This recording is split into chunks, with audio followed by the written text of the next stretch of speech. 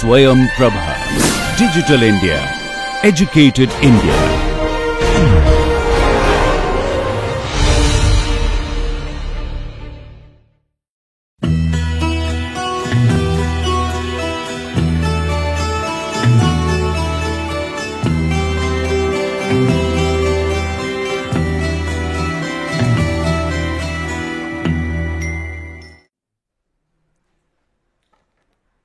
Continuing with our discussions on the separated flow model as we were doing.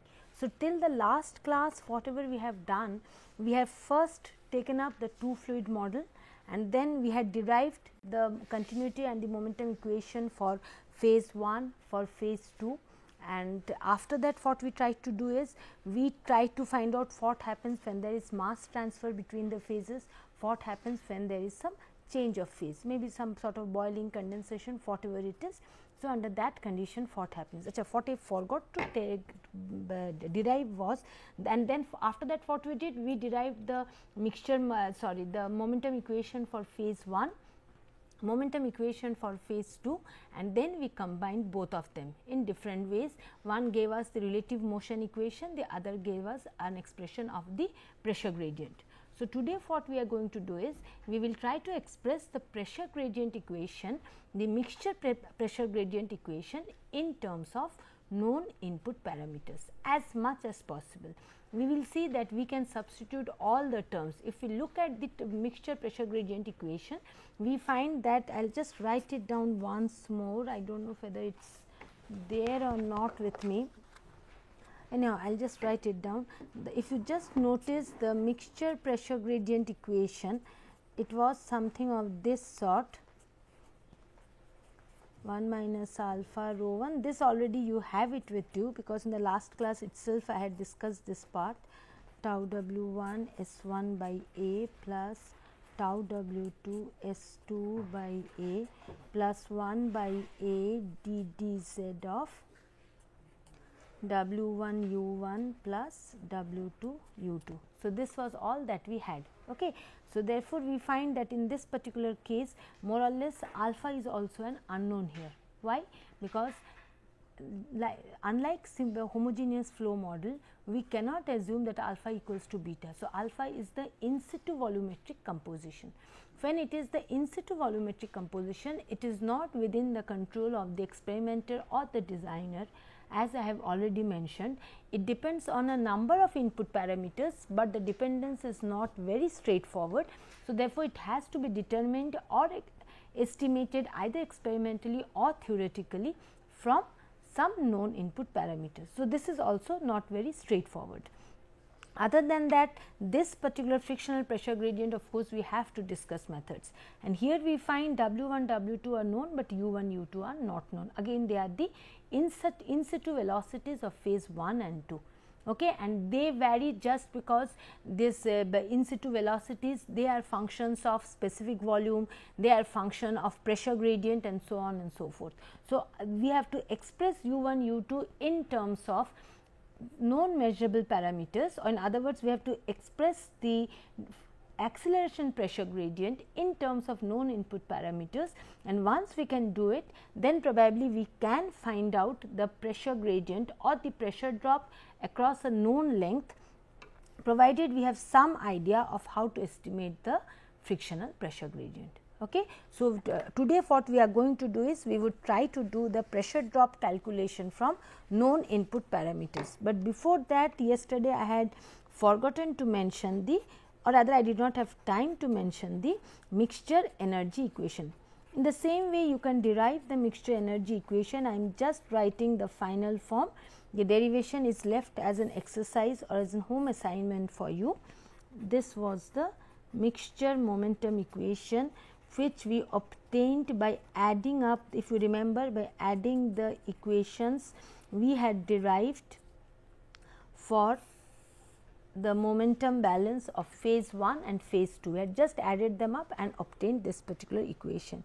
In the similar way, we can find out the energy balance equation, and for unit mass of the fluid 1 by W T P, it will be something of dq, the heat flux dz, minus dW, the work done, which is usually equal to 0, and this is equal to ddz of x h2 plus 1 minus x h1, or in other words this is nothing but the two phase enthalpy plus the two phase kinetic energy for unit mass of the fluid, unit mass of the mixture, in other words u1 square by 2 plus g sin theta.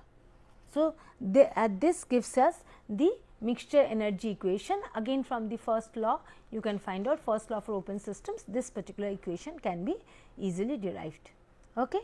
Well, now we go to discussing the pressure drop calculations.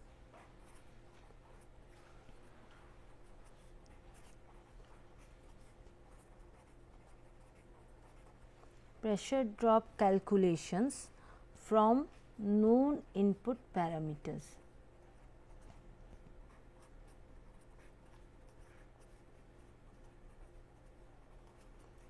So, in this particular case, if you notice here, so we will be substituting your u1 and u2 from here. So, we will consider the acceleration pressure gradient. Okay. Acceleration pressure gradient, it is nothing but 1 by A. I would request you to do the derivations yourself and then compare with my derivations, otherwise it is going to be very dry, and finally when you just see the derivation, note it down, and when you go to your hostels it is very difficult for you to derive the whole thing together, because lot of things have to be substituted. So, the best is if you listen to my instruction, do the derivation on your own and then compare with the final form I have got. Okay, that will be the best. So, in this particular case we find that we know from mass balance W1 equals to, just from the basic equations I have started. So, from mass balance we know this, okay, or in other words this is equals to rho 1 u1 a into 1 minus alpha. In your exams, if you are supposed to do any derivation, start from the basics and then start deriving, okay, otherwise it is going to be very difficult. Or we can find out W1 by A, this is equal to G1, agreed, and this is equals to rho 1 U1 into 1 minus alpha. This G1, this is nothing but G into 1 minus x, which is equal to rho 1 U1 into 1 minus alpha. So, from here we can find out U1 in terms of measurable properties or in terms of alpha. Alpha, see alpha, already you have this alpha variable in your mixture momentum equation. So, one, if you can reduce the number of variables, that is our target, isn't it? So, therefore, we get u1 in terms of alpha as well as other known measurable properties. So, u1 it becomes g into 1 minus x by rho 1 into 1 minus alpha. G we already know it is nothing but G1 plus G2, isn't it? Or in other words, this is nothing but W1 plus W2 by A, isn't it? So, x we can obtain from heat balance equation or energy balance, rather it should be, we can get it from energy balance equation. So, this is also an input, okay, from heat balance. Rho 1 we can find out from standard tables and or in other words, if it varies with pressure, we can find out how it varies with pressure either from thermodynamic equation of state, usually that happens for the gas phase, rho 2, rho 1 is usually constant. Okay. In case it varies, we can find out the variation either from the thermodynamic equation of state, or maybe when there is some phase change we can consider that. Okay. And therefore, u1 it is obtained in terms of measurable parameters. Similarly, u2, proceeding similarly, we can get it as ux by rho 2 alpha. Okay. Now, if we substitute these two here, then in that case what do we, if we substitute u1 and u2, okay, just see. So, for u1 we get g into 1 minus x by rho 1 into 1 minus alpha, isn't it? W1 by A, that is also g into 1 minus x, isn't it? So, what we can do is this W1 it can be written down as g into 1 minus x, correct.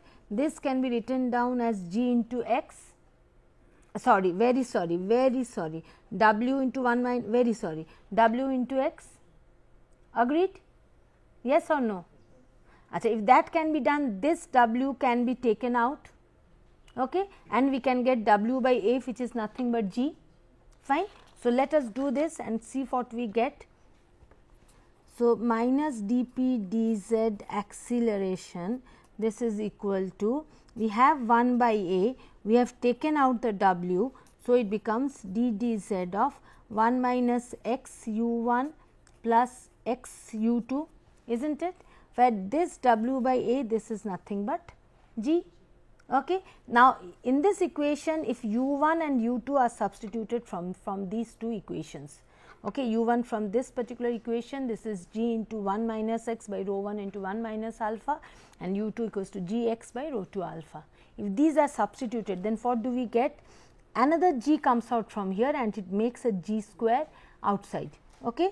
So, therefore, from here we get g square d dz 1 minus x into the 1 minus x here. So, it becomes 1 minus x whole square by rho 1 into 1 minus alpha plus x square by rho 2 alpha, is not it? Now, in this particular case, we find that what are the things which vary with z? X varies with z if there is some heat flux. If there is no heat transfer, no heat, it is under adiabatic condition, x does not vary. Since we are dealing with the most generalized case, we would like x to vary, and if the problem you have to apply for an adiabatic case, then in that case you can assume that x is a constant. In that case, you do not assume x to vary, correct.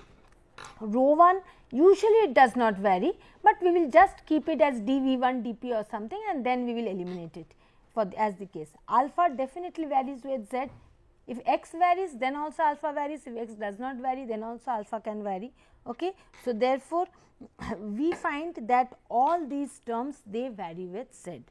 So, therefore, if we have to find out this, in other words, can be written as g square d dz of 1 minus x whole square by rho 1 into 1 minus alpha plus d dz of x square by rho 2 alpha. We can write it down in this particular way.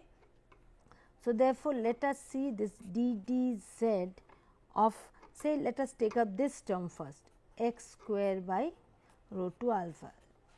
This is no fluid mechanics, no multiphase flow, this is basically differentiation, but very long differentiations, which will give you very long equations, and you might get confused and you might make a lot of careless mistakes.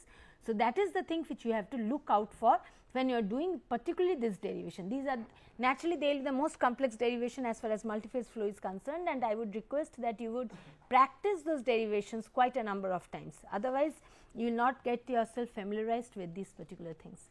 Okay. So, therefore, this is nothing but simply the differentiation I am doing d dz of x square, okay, x is the quality, plus x square by rho 2 1 by alpha plus x square by alpha d dz of u2 sorry v2, rho 2 I have made it v2. Agreed? Any problems? So, therefore, simply whatever you have learned in your class 11, 12, nothing more than that, 2x dx dz. I am, see, the thing is, the final expressions you will find in several textbooks, but the total derivation you won't find, and usually students, they have a problem. It is just have to sit and do, there is nothing very great in it, but usually students, they have a problem in deriving the whole thing. So, therefore, I will do the whole derivation. I do not even have slides because they might become very dry, means it will be difficult for you just to see a large number of equations without derivation. So, I am doing the derivation in the class, so that you can actually follow the stepwise things and you can actually arrive at the final expression from the basics. So, just to avoid any sort of confusion from your side. Okay. So, therefore, this becomes 2x this plus it becomes x square by alpha, if I do this part first, dv 2 dz, and please look out whether I am making any mistakes or not, that can also happen, minus for this term if you do, it is going to be minus x square v 2 by alpha square d alpha dz. Just see whether all of these terms are correct or not. Okay. First term on differentiating gives you 2x dx dz with a 1 by rho 2 alpha. The second term naturally it gives you minus 1 by alpha square d alpha dz, and there is an x square by rho 2 or x square v 2 here. Okay, and this one definitely gives you x square by alpha dv 2 dz or d dz of 1 by rho 2 in whatever way you want to write it. Okay. So, now from here what do we get? From here we get, this is nothing but 2x v 2 alpha 2, or in other words if we just transform everything into v 2, then in that case this simply gives you 2x v 2 by alpha dx dz plus x square by alpha dv 2 dz minus x square v 2 by alpha square d alpha dz. Fine, just the thing which I had derived. Agreed? This is equal to, I should write d dz of x square by rho 2 alpha. Fine. So, this was one particular term in the acceleration pressure gradient. Same way we can do for the other term as well. Okay. Just you have to keep in mind that here it is 1 minus x square. So, therefore, it will be minus 2x etcetera etcetera. So, certain things you have to keep in mind. So, in the similar way if we perform the differentiation of d dz of 1 minus x square by rho 1 into 1 minus alpha, what do we get? We get v 1 by 1 minus alpha. Same way let us proceed so that you can understand it, or you can do the derivations yourself. dv1 dz plus 1 minus x whole square v1 d dz of 1 by 1 minus alpha.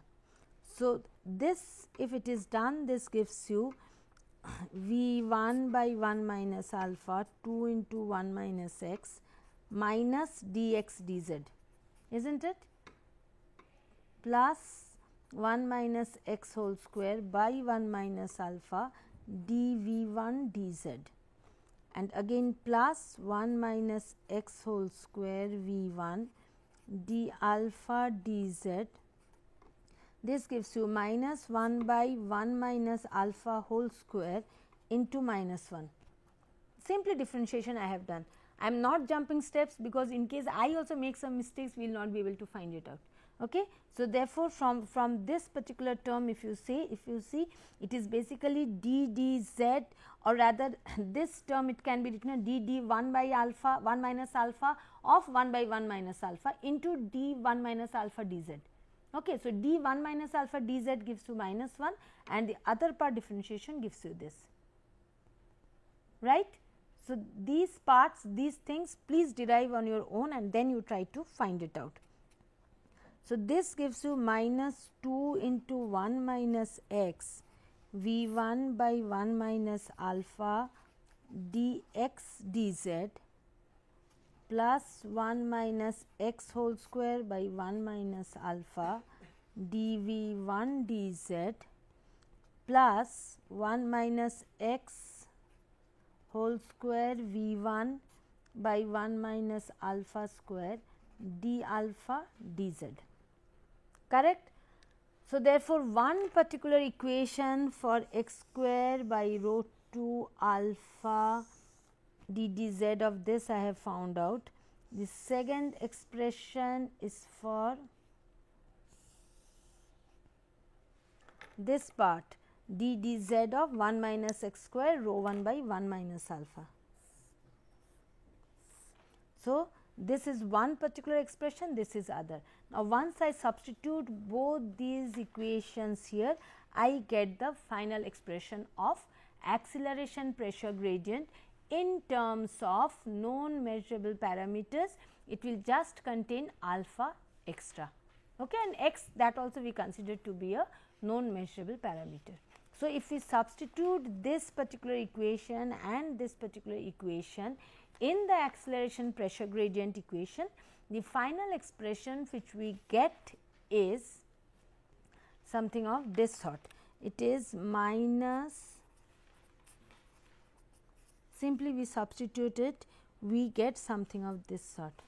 This is equal to g square 1 minus x whole square by 1 minus alpha dv1 dz plus x square by alpha dv2 dz plus 1 minus x, simply I am writing down whatever I have got so far, by 1 minus alpha whole square dv1 d alpha dz minus x square v2 by alpha square d alpha dz plus 2x v2 by alpha dx dz minus 2 into 1 minus x v1 by 1 minus alpha.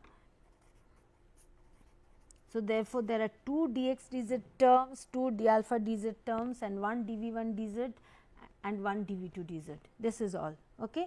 Now, here we find that why does v1 or v2 vary with z? Any idea why does v1, v2 vary with z? Just because pressure varies with z. They are a function of pressure. How to know in what way they vary with pressure? One is the PVT behavior of gases, or simply from the equation of state we can find it out, isn't it? Or suppose there is a change of phase, then in that case we can also find it from thermodynamic tables as well. Okay. So, we know that dv2 dz and dv1 dz, they are simply, these terms arise simply because v1 is a function of pressure, v2 is a function of pressure. Fine. So, if that is the case, then in that case dv1 dz, this can very well be written down as dv1 dp into dp dz. Yes or no? Same way dv2 dz, this can be written down as dv2 dp into dp dz.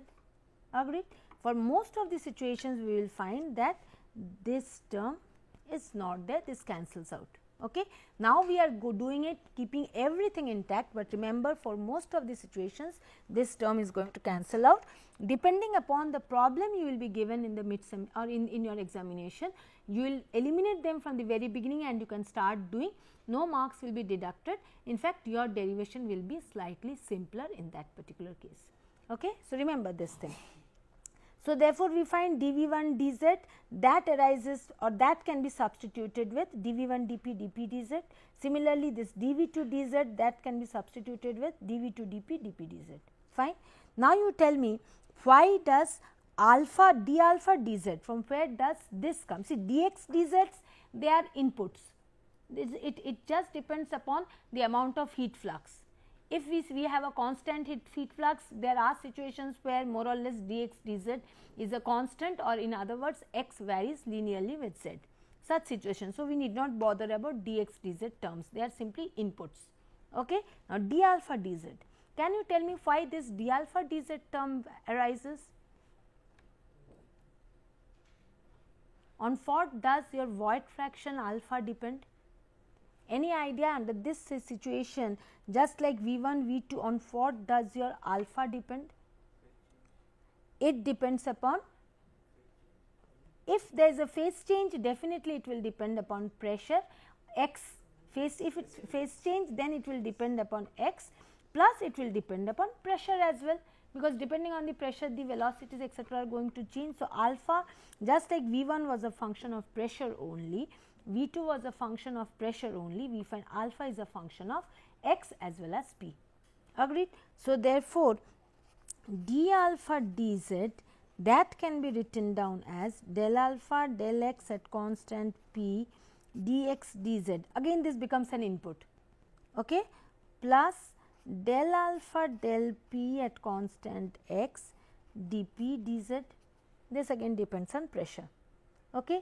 Now, we can substitute instead of dV1 dz, we can substitute this particular term, instead of dV2 dz we can substitute this, and instead of d alpha dz we can substitute this particular term.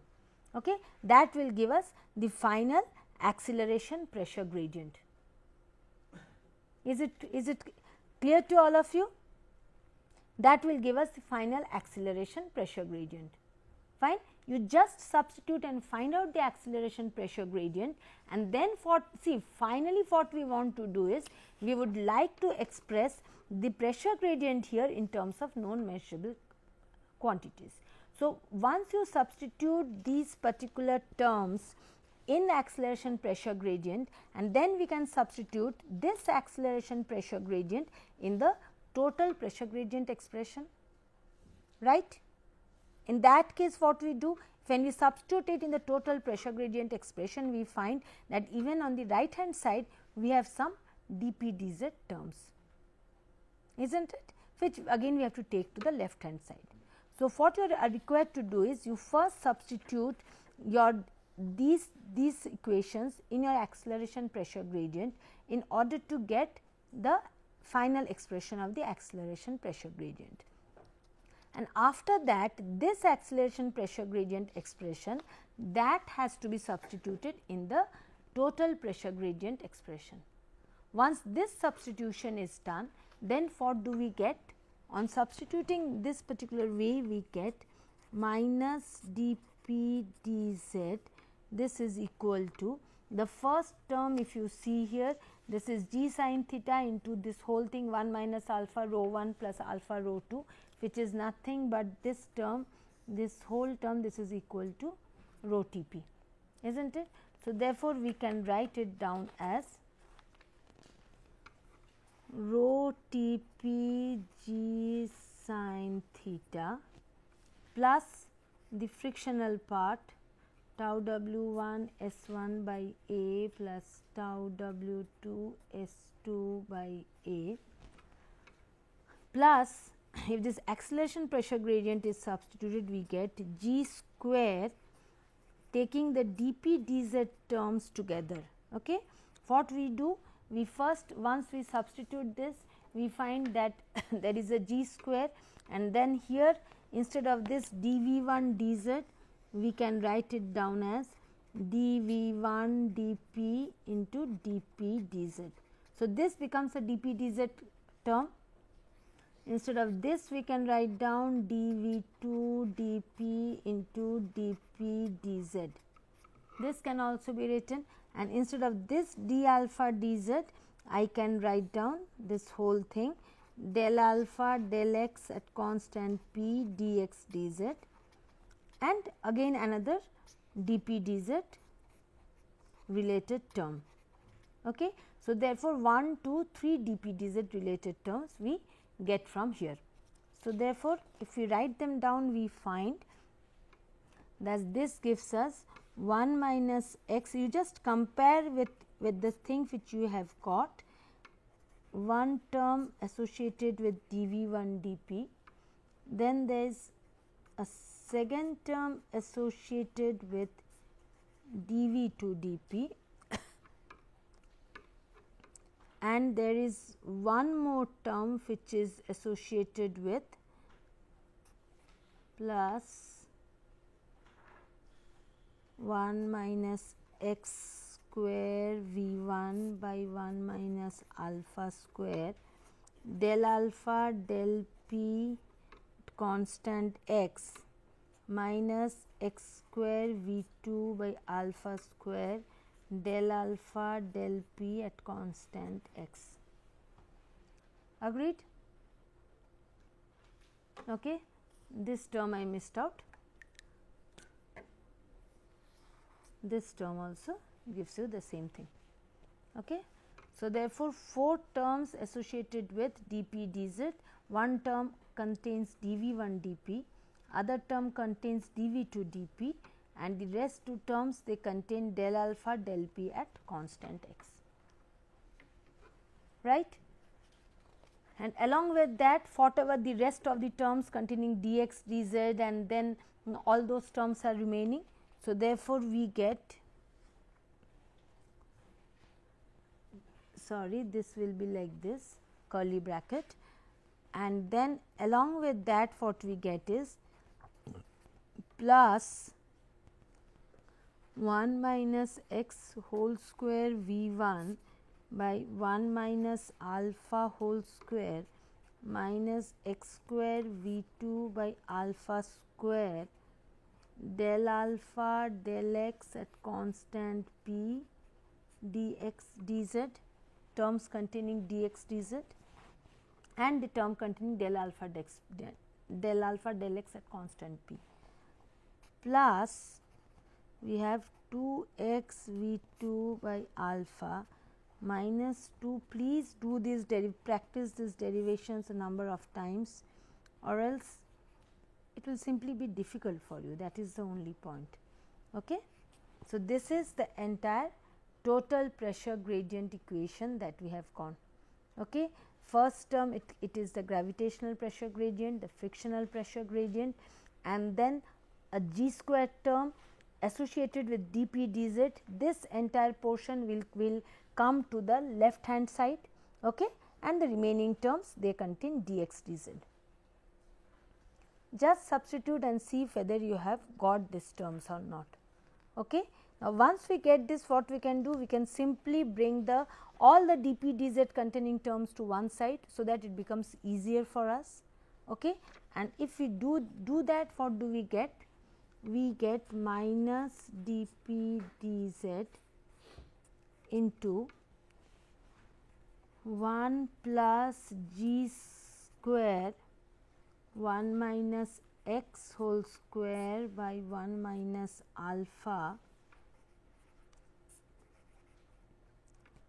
plus x square by alpha dv 2 dp plus 1 minus x square v 1 by 1 minus alpha square del alpha del p at constant x minus x square v 2 by alpha square del alpha del p at constant x. This whole thing, this is again equal to, sorry, rho T p g sin theta plus frictional component of it plus g square dx dz, because all the other terms they contain dx dz, 1 minus x whole square v 1. Please do these derivations, otherwise it will be slightly difficult for you. Del alpha del x at constant p plus 2x v 2 by alpha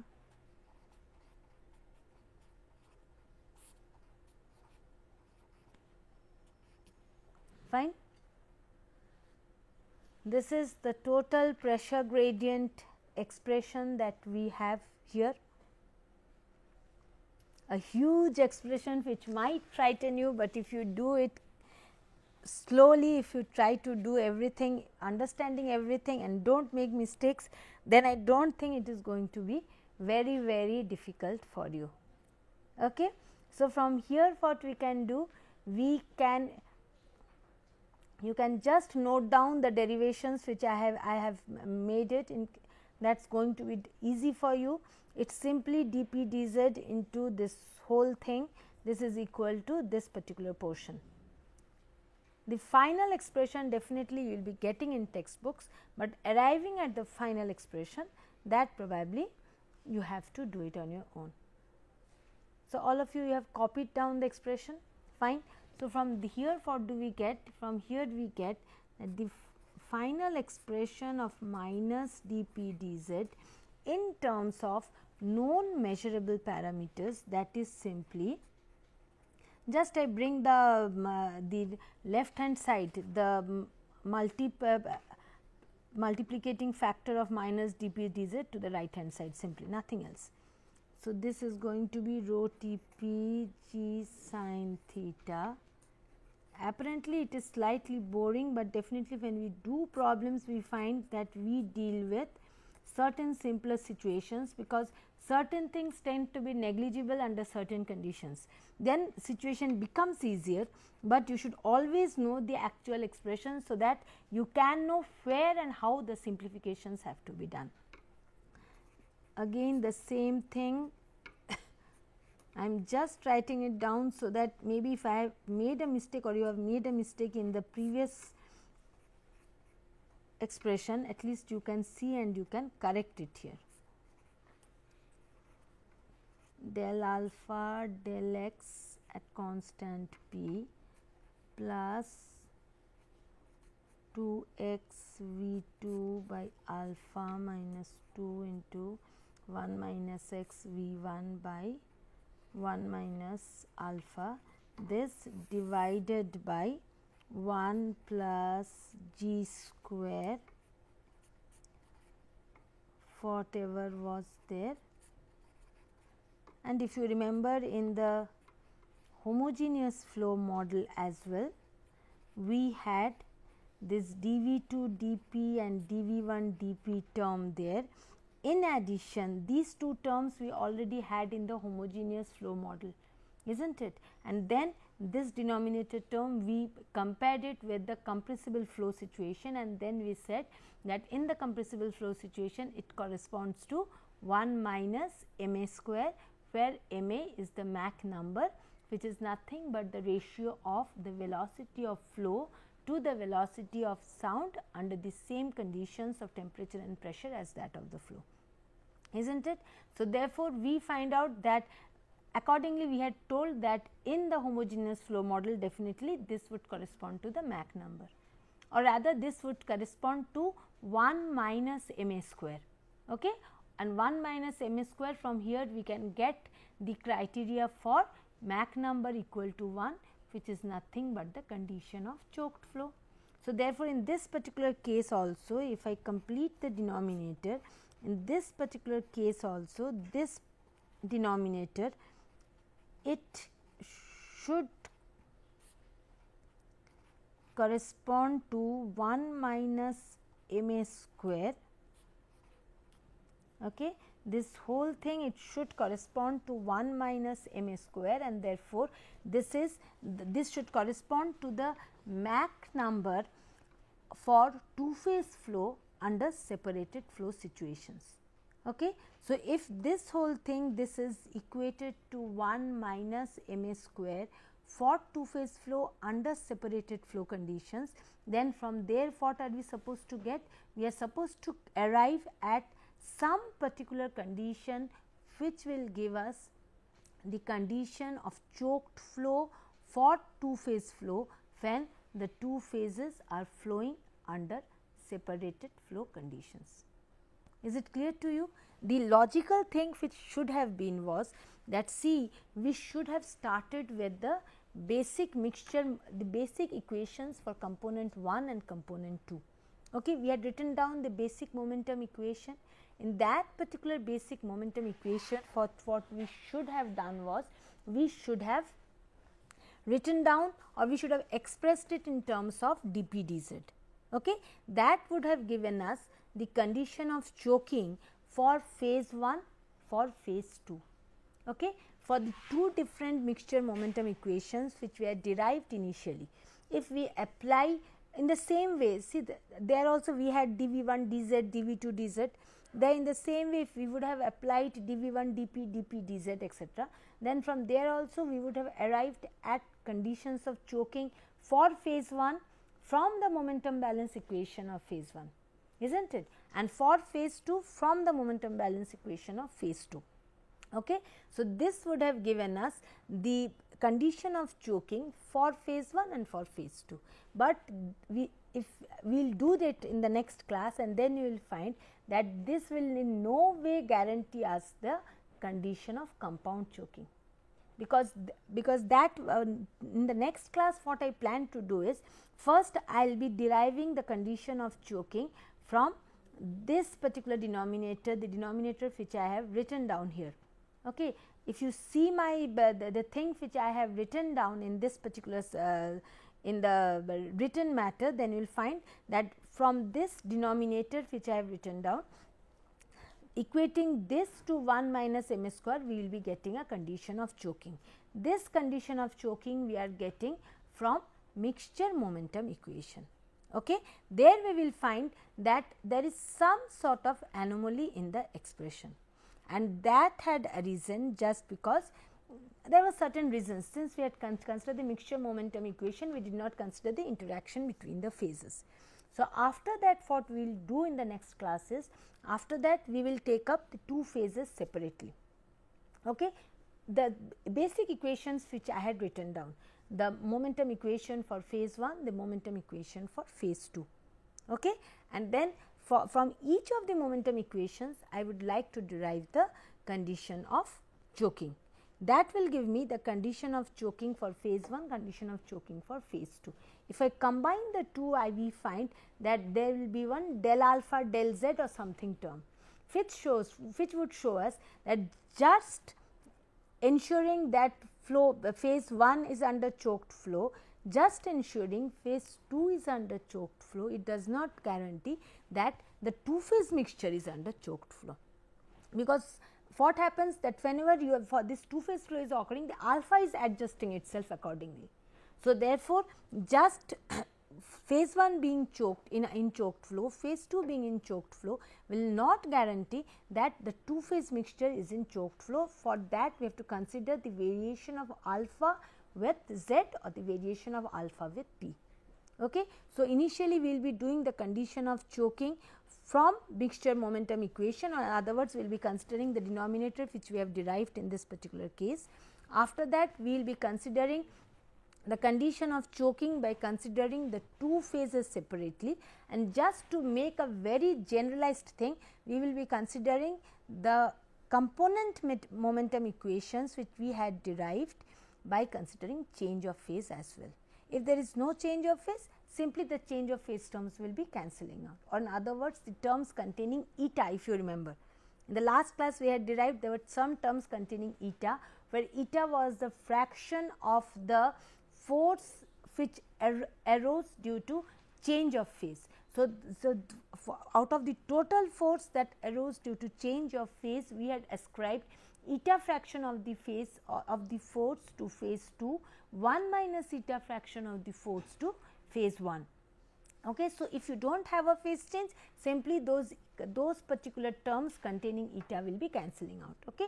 So, just to avoid doing the derivation once for normal two phase flow under separated flow under adiabatic conditions, and then again considering change of phase, what we will be doing is, after we have considered the mixture momentum equation, we will be considering the we will be considering or we will be finding out the condition of choking by considering the separate equations of momentum for phase 1 and phase 2, keeping in mind that change of phase is also occurring.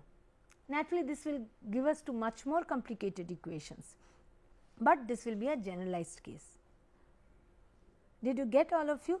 So, accordingly what we will be liking to do, we will be doing that, and naturally please come prepared, otherwise tomorrow's equations will be slightly more complex.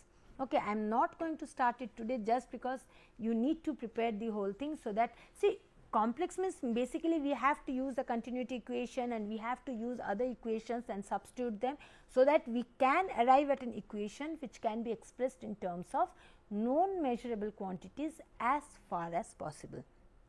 Okay. So, this is the thing which we will be doing in the next class.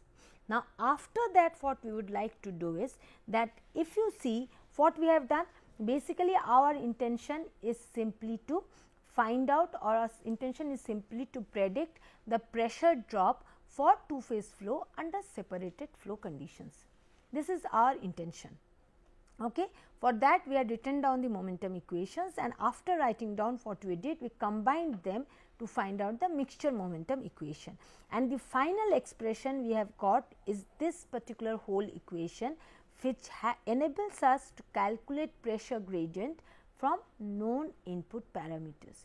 If you go through this particular equation term by term, you find that most of the things you can obtain from input conditions as well. Okay.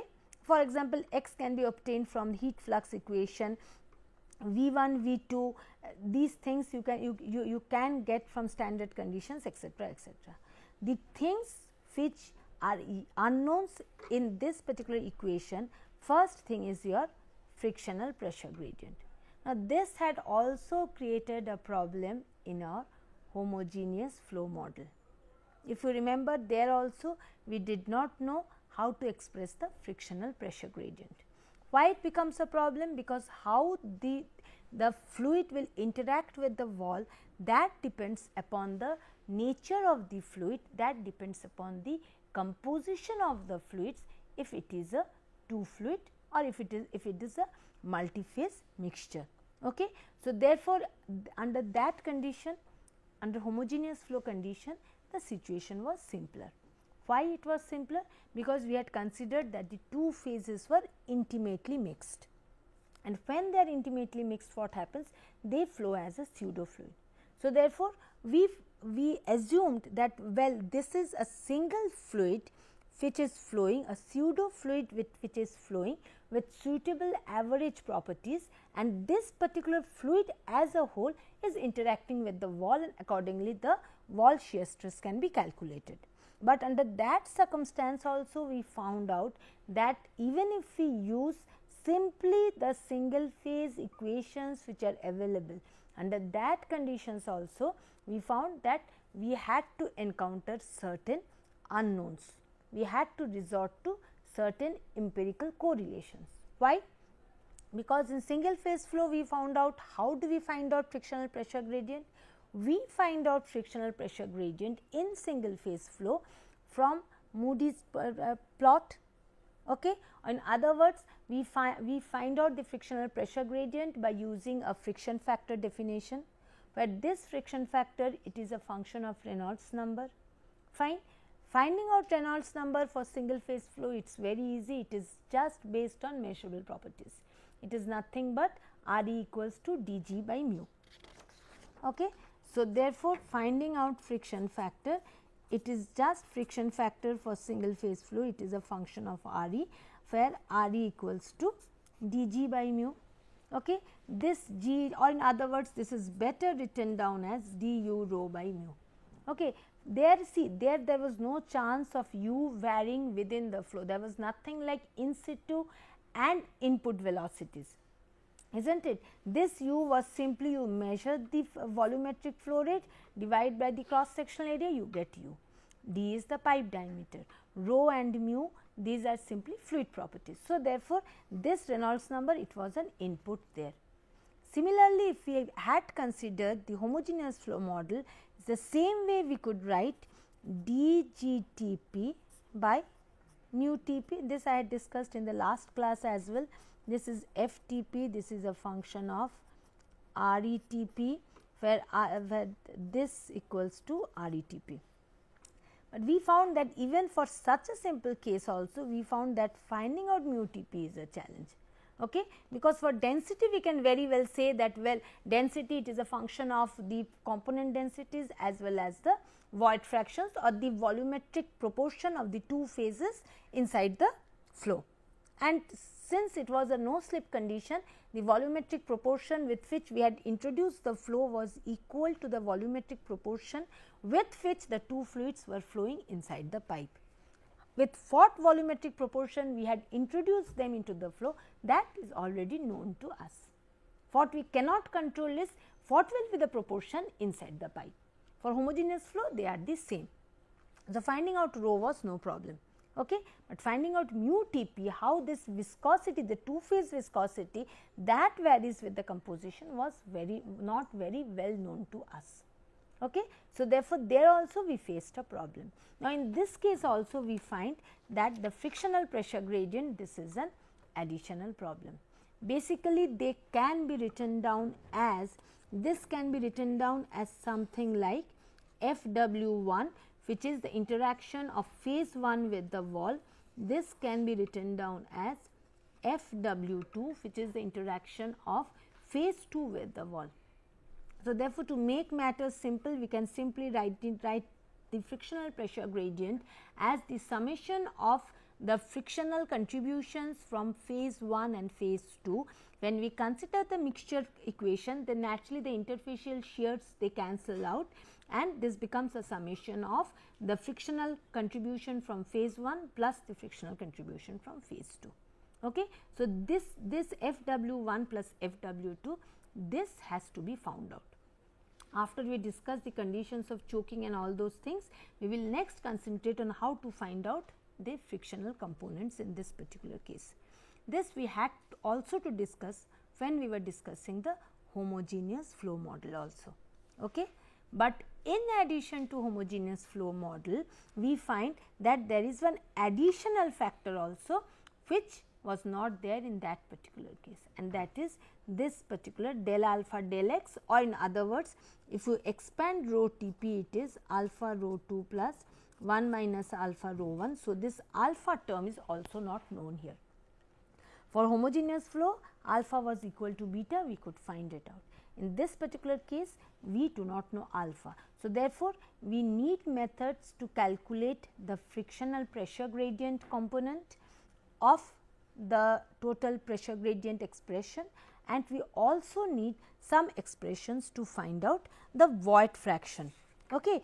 So, therefore, apart from whatever is there, apart from this particular equation, in order to find out pressure gradient, we need two additional equations, one for frictional pressure gradient and one for void fraction. And of course, apart from that, we also need relationships between the thermodynamic properties and so on and so forth. Okay. Now, we can derive these particular equations by analyzing each component separately. That we can definitely do, but usually the physics is not very well understood. And so, what we prefer when we do not understand the physics, we take a large number of data and we try to do some empirical correlations. Okay. So, here also, in order to find out void fraction and the frictional pressure gradient in terms of known input parameters, we would like to use some empirical correlations in the absence of any further information. This is what we would like to do. Okay.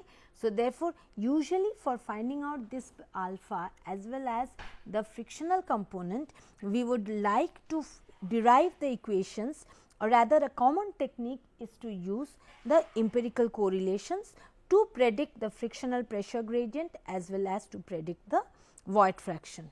And of course, certain simplifications come up. For example, when only one component is in contact with the wall, that happens for annular flow. Under that condition, we have just FW1, there is no FW2. So, such a simplification can also come. Sometimes what happens, we find that the drag force, it is a function of the relative velocity. So, depending upon the relative velocity, we can find out the drag force accordingly. Maybe the drag force is more important than the wall drag. So, depending upon the situation, we will be modifying it and we will be getting a much more simplified expression from this generalized expression, from which we can calculate the pressure gradient when two phases are in separated flow conditions. Okay.